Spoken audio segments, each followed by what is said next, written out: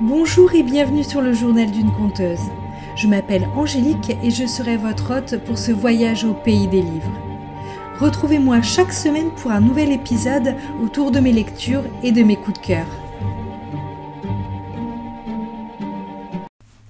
Alors aujourd'hui on se retrouve avec un premier update lecture de mes lectures de janvier et février 2022. Sur ces 2 mois en tout j'ai lu 12 livres et je vais vous les présenter. Donc les 2 premiers, il s'agit des tomes 1 et 2 du manga minuscule de Takuto Kashiki aux éditions Komiku. Donc c'est un manga où on suit les aventures de Hakume et Mikoshi, qui sont 2 petits êtres de 9 cm de haut et qui vivent en pleine forêt. Et on les suit dans leurs aventures quotidiennes, dans leurs péripéties, dans leurs rencontres avec leurs amis et leurs ennemis. Et on fait la rencontre de plein de petits êtres humanoïdes et animaux. Donc c'est vraiment une lecture parfaite, enfin un petit manga parfait si vous avez besoin de couper entre 2 lectures un petit peu plus grosses, un peu plus importantes. Voilà, une petite bouffée d'air frais dans toutes nos lectures. Ensuite, j'ai relu Quintessence Yémal, Contes d'hiver, qui est un recueil de nouvelles de Cécile Guillot et Mathieu Guibé. Donc c'est un recueil qui date déjà d'il y a quelques années, que j'ai depuis du coup un bon bout de temps dans ma bibliothèque, que j'avais déjà lu et que j'ai décidé de ressortir comme ça de ma bibliothèque. Et d'ailleurs, je me suis servie de l'une des nouvelles, La dernière flamme, pour mon épisode de la semaine dernière. Avec mes histoires lues, mes histoires coup de cœur lues. Et donc du coup dans ce recueil, on a 4 nouvelles où on fait la rencontre d'hommes et d'êtres qui vont réchauffer nos âmes et nos cœurs.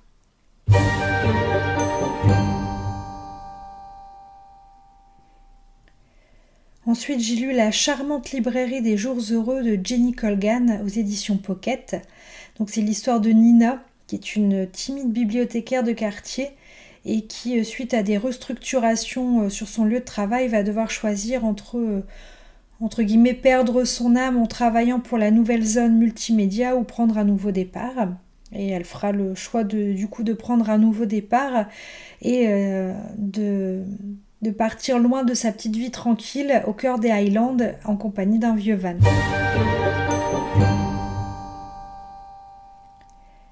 Les noces de la renarde de Florian Soulas aux éditions Pocket. Donc dans ce roman, on voyage entre le Japon féodal et le Tokyo du XXIe siècle. On y rencontre Hikari et Mina, et ces 2 personnages nous font découvrir le monde des yokai, donc des esprits et des monstres du folklore japonais, et plus particulièrement celui des kitsune ou kitsune, les femmes renardes.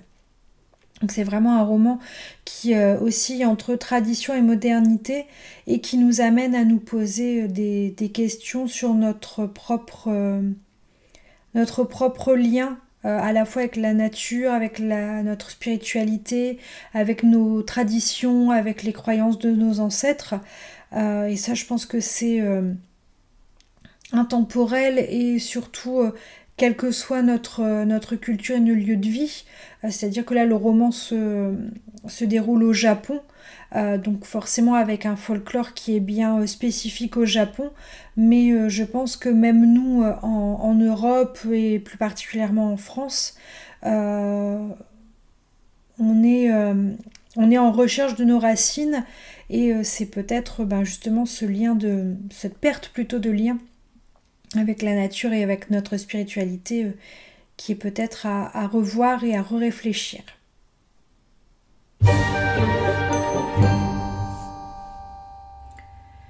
Ensuite, j'ai lu 2 classiques de la littérature anglaise de l'époque victorienne. Donc il s'agit de Jane Eyre de Charlotte Brontë aux éditions 10-18 et de Raison et Sentiment de Jane Austen, également aux éditions 10-18. Donc je n'ai pas forcément énormément de choses à en dire, sachant que ce sont 2 romans qui m'ont été conseillés par ma libraire de la librairie Les Yeux qui pétillent à Valenciennes.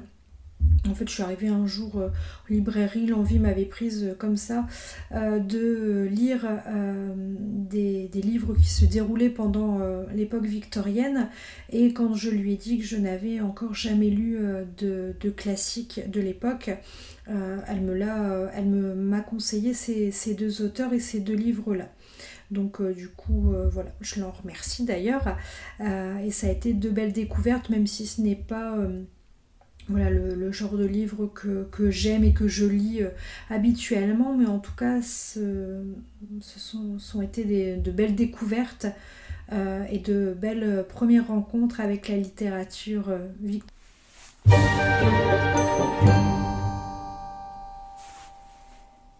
Alors là, je vais partir sur le gros morceau de cette update, c'est-à-dire mes 5 romans qui sont d'auteurs contemporains japonais. Donc je vais commencer par La papeterie de Tsubaki de Ito Ogawa aux éditions Philippe Piquet. Donc dans ce roman, on fait la rencontre de Hatoko qui a 25 ans, qui vient de reprendre la papeterie et le travail d'écrivain public de sa grand-mère qui est décédée. On comprend assez vite que la relation a été et reste assez conflictuelle. Donc on va suivre Hatoko dans son cheminement quotidien. Elle nous immerge également dans la culture japonaise et notamment dans la poésie de sa langue, puisqu'on va à la rencontre de plusieurs mots, expressions de la langue japonaise qui ne sont pas forcément traduits, enfin en tout cas dans le roman ne sont pas traduits directement. On nous en donne l'explication en bas de page si je me souviens bien, mais voilà, ça nous permet d'apprendre d'en apprendre un petit peu plus sur la langue japonaise et surtout comment elle se présente, puisqu'elle est beaucoup plus imagée que notre langue française ou que d'autres langues occidentales, on va dire. Donc c'est vraiment un livre que j'ai adoré, que j'ai dévoré. Déjà parce que tout ce qui est un petit peu trait à l'écriture, à la calligraphie, alors même si je ne calligraphie pas du tout, mais voilà, c'est quelque chose qui m'attire, que je trouve très très beau, qui vu de loin me semble être une activité très reposante. En tout cas c'est très reposant quand on voit des calligraphes en train de travailler. Donc ça a vraiment été une très bonne lecture pour moi et qui m'a donné, grâce justement aux termes japonais utilisés, qui m'ont vraiment donné un sentiment de quiétude, d'apaisement, de relaxation tout au long de ma lecture. Ensuite, j'ai lu Le chat qui venait du ciel de Takashi Iredi, je ne sais pas. Je m'excuse par avance quand j'écorche les noms japonais. D'ailleurs, n'hésitez pas, si vous connaissez les prononciations exactes, n'hésitez pas à me le dire pour que je ne fasse pas cette erreur trop souvent. Donc, Le chat qui venait du ciel aux éditions Piquet Poche. Donc là on suit le narrateur qui va rencontrer, en fait il emménage dans un petit pavillon qui est juste à côté, qui est accolé à une grande demeure en fait. Je pense que c'est une ancienne grande maison de maître qui a été divisée en plusieurs pavillons. Donc il y a l'habitation centrale qui est l'habitation des propriétaires, et puis il y a, je pense, un ou deux pavillons. Donc du coup notre narrateur et son épouse vivent dans l'un de ces pavillons, et c'est là qu'ils vont faire la rencontre de Chibi, donc qui est le chat de leur voisin et qui va devenir un petit peu l'âme de leur maison et du jardin qui entoure la grande propriété. Donc pareil, c'est une lecture toute douce. Alors même si j'ai eu un petit peu plus de mal parfois avec les termes utilisés, notamment encore une fois les termes japonais. Alors autant pour La papeterie de Tsubaki, j'ai pas le souvenir que ça m'ait autant marqué, autant posé de soucis. Mais là j'ai trouvé du coup, à contrario, que les particularités linguistiques japonaises étaient assez difficiles à saisir pour un lecteur occidental. De même, par rapport à la fin du roman, j'ai eu une petite déception parce que, en fait, on revient. Pour moi, ça arrive comme un cheveu sur la soupe, mais le roman se clôture. Enfin voilà, le narrateur et son épouse non pas changent de vie, mais enfin en tout cas, ils quittent le lieu où ils étaient jusqu'ici. Et le narrateur revient sur un événement qui s'est passé plusieurs mois auparavant, qui a d'ailleurs été l'élément... non, j'allais dire une bêtise, qui a été l'élément déclencheur, mais non, ça n'a pas été l'élément déclencheur de leur départ. Mais en tout cas, il y a eu un événement, et à la fin du roman, le narrateur revient sur cet événement-là en posant des questions, enfin en se posant des questions, en pensant répondre à ces questions-là, mais du coup je trouve que ça arrive comme un cheveu sur la soupe, on s'y attend pas du tout. Voilà, enfin ça m'a énormément déstabilisée en tout cas sur la fin de ma lecture.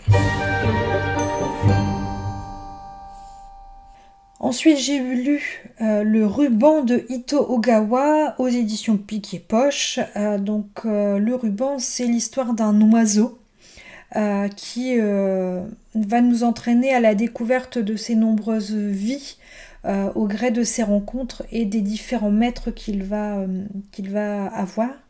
Alors ça n'a pas été ma lecture favorite, enfin en tout cas des 5 romans d'auteurs japonais que j'ai lus sur ces 2 mois, ça n'a pas été ma lecture préférée, on va dire. Peut-être du mal justement sur le fait que dès que Ruban se posait à un endroit, on a l'impression que très rapidement il repart.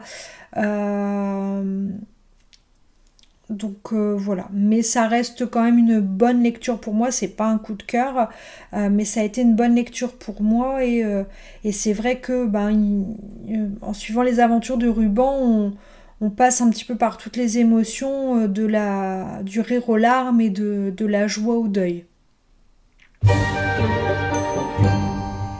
La péninsule aux 24 saisons de Mayumi Inaba, donc toujours aux éditions Pic et Poche. On suit donc notre personnage principal, je ne me souviens plus du nom d'ailleurs, du prénom plutôt, qui a acheté une maison dans la péninsule et on la suit un petit peu dans son cheminement de retour à soi, vers soi. Parce que voilà, c'est quelqu'un qui vivait à la grande ville, qui avait un travail, etc. Et qui décide d'acheter, de retaper une maison dans la péninsule. Et ça va vraiment être pour elle, et du coup pour les lecteurs, c'est également vraiment un havre de paix. Parce que voilà, on a vraiment l'impression de pouvoir se poser avec elle dans sa maison, se balader autour de la péninsule. Alors même si tout n'est pas rose, puisque au fur et à mesure du roman, on nous montre quelques zones d'ombre et on nous donne quelques mystères à démêler, mais j'ai trouvé que c'était une bonne lecture également. Et enfin, ma dernière lecture du mois, ça a été Les délices de Tokyo de Tulian Sukegawa aux éditions Le Livre de Poche. Donc dans ce roman, on suit les aventures de Tokue et de Sentaro, si je dis pas de bêtises. Donc Tokue est une vieille femme, je crois qu'elle a plus de 70 ans si je me souviens bien. Qui a une particularité, elle a les mains, les doigts crochus, on va dire, enfin recroquevillés. Et Sentaro est le gérant d'une pâtisserie, notamment qui est spécialisée dans la confection des doriyaki, qui est une pâtisserie japonaise. Et donc ces deux personnes vont se rencontrer tout simplement parce que Sentaro va avoir besoin d'un coup de main pour faire marcher un petit peu mieux son commerce, donner un coup de boost à son commerce. Et au fur et à mesure, ce que je pensais être à la base une lecture encore une fois, une lecture doudou, une lecture toute douce. Et finalement, là, c'est vraiment un roman qui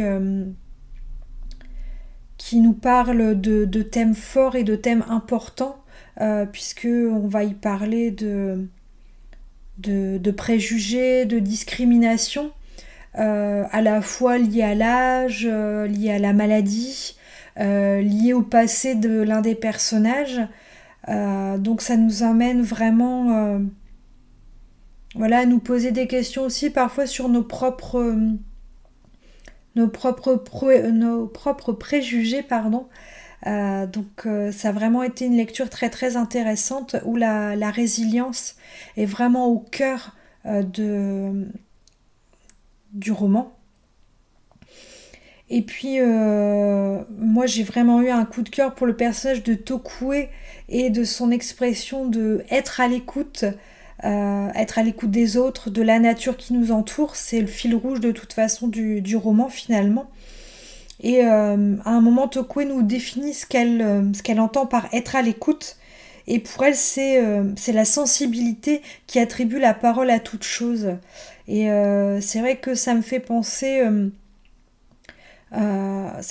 au fait que l'une des religions principales du Japon, c'est le shintoïsme.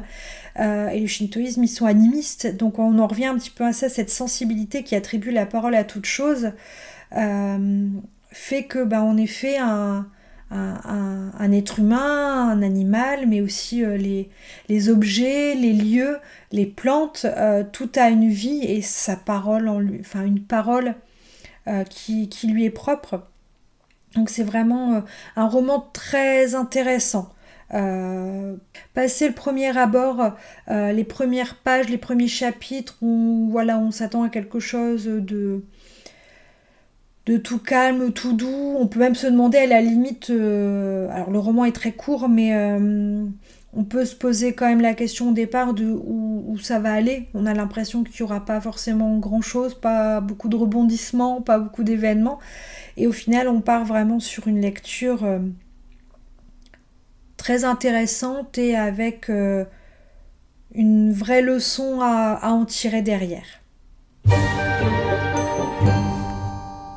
Voilà, c'est la fin de cette update lecture. Vous retrouverez toutes les informations liées au livre que j'ai lu dans les informations dans les notes de bas de page avec tous les liens. Merci à vous d'avoir écouté cet épisode. J'espère qu'il vous a plu. Si vous avez aimé, n'hésitez pas à laisser une note ou un commentaire sur votre plateforme préférée et à le partager autour de vous. Je vous souhaite une belle journée ou une bonne soirée et à la prochaine!